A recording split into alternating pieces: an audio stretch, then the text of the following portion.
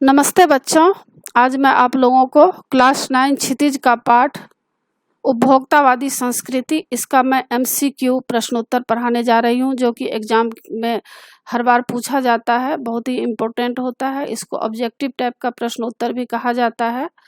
और इससे पहले बच्चों मैं क्लास 9, क्लास 10 कृतिका क्षितिज स्पर्श संचयन इसका मैं सारा वीडियो बना चुकी हूँ और बहुत ही आसान रूप में मैं बनाई हूँ। फुल एक्सप्लेनेशन, क्वेश्चन आंसर और समरी, और हिंदी व्याकरण भी आसान रूप में मैं पढ़ाई हूँ। तो उन सबको देखने के लिए आप ऊपर दिए गए आई बटन पर क्लिक करके देख सकते हैं, या नीचे दिए गए डिस्क्रिप्शन बॉक्स में देख सकते हैं, या प्लेलिस्ट में जाकर देख सकते हैं। और बच्चों, आप मुझे इंस्टाग्राम, फेसबुक और ट्विटर पर भी फॉलो कर सकते हैं। तो अभी हम लोग जानते हैं उपभोक्तावादी संस्कृति का MCQ प्रश्नोत्तर। तो पहला इसमें टॉपिक है कि धीरे धीरे सब कुछ बदल रहा है। इसमें प्रश्न इस तरह से आएंगे कि निम्नलिखित गद्यांशों से संबंधित प्रश्नों के उत्तर दीजिए। तो इसमें आपको कुछ लिखा हुआ रहेगा या नहीं भी रहेगा, लेकिन यह लिखा हुआ अगर आप समझ लेंगे तो आपको ऑब्जेक्टिव टाइप का जो भी प्रश्न उत्तर रहेगा उसको बनाने में आसान हो जाएगा। तो इसमें पहला टॉपिक ये है कि धीरे धीरे सब कुछ बदल रहा है। पहला पैराग्राफ का है, यह नई जीवन शैली अपना वर्चस्व स्थापित कर रही है। उसके साथ आ रहा है एक नया जीवन दर्शन, उपभोक्तावाद का दर्शन। उत्पादन बढ़ाने पर जोर है चारों ओर। यह उत्पादन आपके लिए है, आपके भोग के लिए है, आपके सुख के लिए है। सुख की व्याख्या बदल गई है। उपभोग भोग ही सुख है। एक सूक्ष्म बदलाव आया है नई स्थिति में। उत्पाद तो आपके लिए हैं, पर आप यह भूल जाते हैं कि जाने अनजाने आज के माहौल में आपका चरित्र भी बदल रहा है और आप उत्पाद को समर्पित होते जा रहे हैं। तो इसका प्रश्न इस तरह से रहेगा, पहला, बदलाव के कारण कैसी जीवन शैली आ रही है? तो इसमें 4 ऑप्शन रहेंगे, एक ऑप्शन सही रहेगा। तो इसका उत्तर है ग, नए ढंग की जीवन शैली। तो इसमें मैं टिक लगा दी हूँ ताकि आपको आसान रहेगा याद करने में। दूसरा है, उपभोक्तावाद में किस चीज को बढ़ाने पर जोर है? तो इसका उत्तर ख है, उत्पादन। तीसरा, आज के माहौल में क्या बदलाव आता जा रहा है? इसका उत्तर है क, उत्पादों पर निर्भरता। चौथा है, उपरोक्त गद्यांश के लेखक का नाम बताओ। तो इसका उत्तर है ग, श्याम चरण दुबे। पांचवा, सुख क्या बताया गया है? इसका उत्तर ग है, उपभोग भोग को। अब दूसरा पैराग्राफ में यह दिया गया है कि सुख की व्याख्या बदल गई है। उपभोग भोग ही सुख है। एक सूक्ष्म बदलाव आया है नई स्थिति में। उत्पाद तो आपके लिए है, पर आप यह भूल जाते हैं कि जाने अनजाने आज के माहौल में आपका चरित्र भी बदल रहा है और आप उत्पाद को समर्पित होते जा रहे हैं। तो इसमें प्रश्न इस तरह के बनेंगे। पहला रहेगा, लेखक का नाम क्या है? तो लिखेंगे श्याम चरण दुबे, घ है इसका उत्तर। दूसरा, सुख की परिभाषा है, इसका घ उत्तर है, उपभोग भोग। तीसरा, टूथपेस्टों के क्या विचित्र दावे हैं? तो इसका ख है, ऋषि मुनियों द्वारा स्वीकृत खनिज। अब चौथा है, व्यक्ति किसके प्रति समर्पित हो रहे हैं? इसका उत्तर है घ, उत्पादन के प्रति। पांचवा, सूक्ष्म शब्द का विलोम क्या होता है? ग है इसका उत्तर, स्थूल। अब तीसरा पैराग्राफ में यह रहेगा, संभ्रांत महिलाओं की ड्रेसिंग टेबल पर 30-30 हजार की सौंदर्य सामग्री होना तो मामूली बात है। पेरिस से परफ्यूम मंगाइए, इतना ही और खर्च हो जाएगा। ये प्रतिष्ठा चिन्ह है, समाज में आपकी हैसियत जताते हैं। पुरुष भी इस दौर में पीछे नहीं है। पहले उनका काम साबुन और तेल से चल जाता था, आफ्टर सेव और कॉलोन बाद में आए।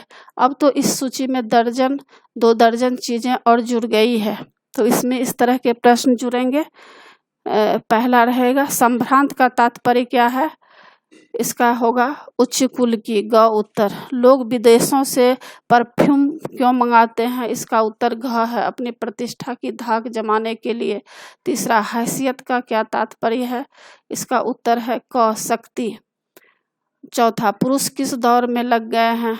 दूसरा, सौंदर्य प्रसाद, ख का उत्तर है, सौंदर्य प्रसाधन प्रयोग करने में। पांचवा, आफ्टर सेव से क्या आशय है? इसका उत्तर है ग, दाढ़ी बनाने के बाद प्रयोग किए जाने वाले सौंदर्य साधन। अब चौथा पैराग्राफ में आपको इस तरह के प्रश्न रहेंगे। इस तरह से पैराग्राफ है कि पढ़ाई के लिए 5 सितारा पब्लिक स्कूल हैं, शीघ्र ही शायद कॉलेज और यूनिवर्सिटी भी बन जाए। भारत में तो यह स्थिति अभी नहीं आई, पर अमेरिका और यूरोप के कुछ देशों में आप मरने के पहले ही अपने अंतिम संस्कार और अनंत विश्राम का प्रबंध भी कर सकते हैं। एक कीमत पर आपकी कब्र के आसपास सदा हरी घास होगी, मन चाहे फूल होंगे, चाहे तो वहाँ फव्वारे होंगे और मंद ध्वनि में निरंतर संगीत भी। कल भारत में भी यह संभव हो सकता है। अमेरिका में आज जो हो रहा है, कल वह भारत में भी आ सकता है। प्रतिष्ठा के अनेक रूप होते हैं, चाहे वे हास्यास्पद ही क्यों न हो। यह है एक छोटी सी झलक उपभोक्तावादी समाज की। यह विशिष्ट जन का समाज है, पर सामान्य जन भी इसे ललचाई निगाहों से देखते हैं। उनकी दृष्टि में एक विज्ञापन की भाषा में यही है राइट चॉइस बेबी।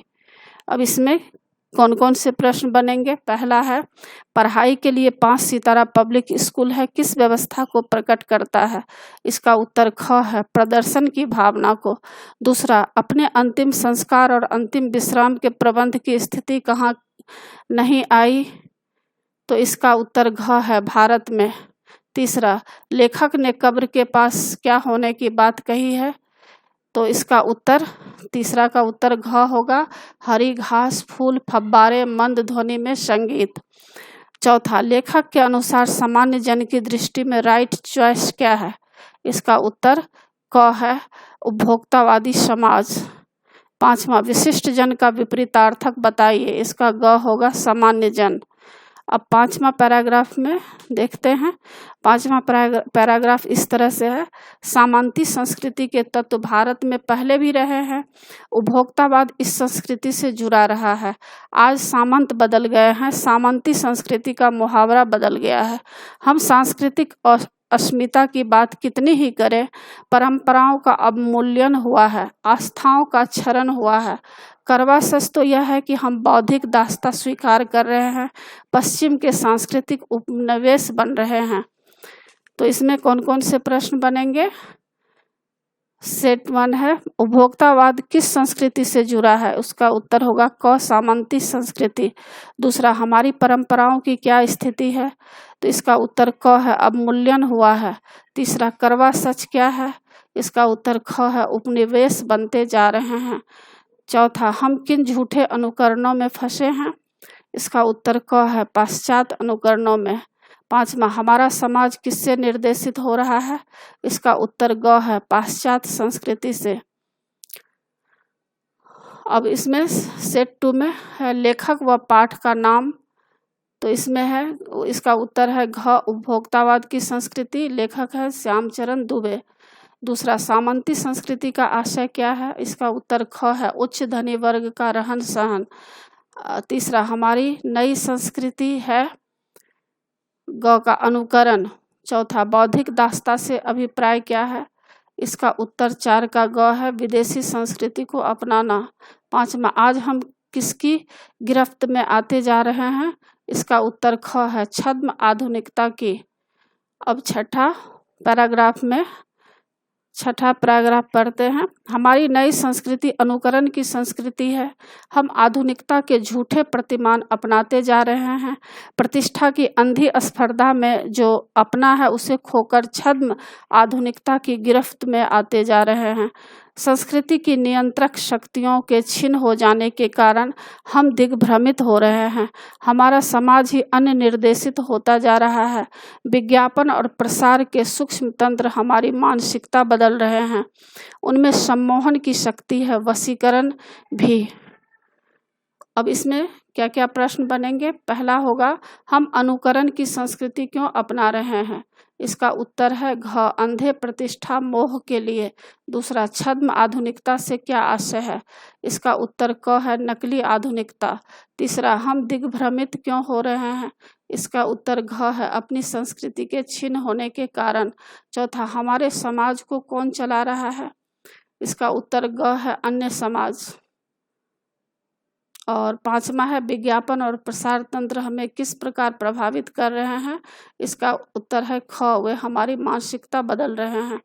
अब 7वां पैराग्राफ में देखते हैं, जैसे जैसे दिखावे की यह संस्कृति फैलेगी सामाजिक अशांति भी बढ़ेगी।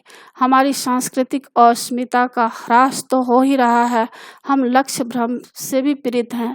विकास के विराट उद्देश्य पीछे हट रहे हैं, हम झूठी तुष्टि के तात्कालिक लक्ष्यों का पीछा कर रहे हैं।